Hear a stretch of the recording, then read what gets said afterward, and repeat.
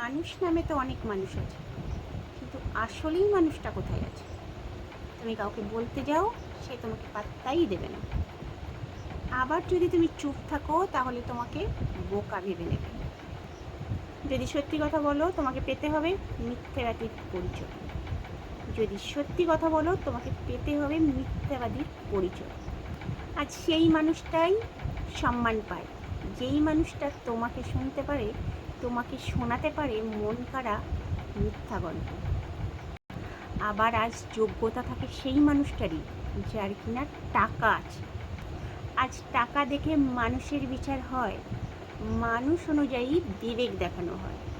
আজ কেউ কারোর এতটুকু উপকার করতে গেলে আগে ভেবে নেয় এতে আমার লাভ কতটা থাকবে।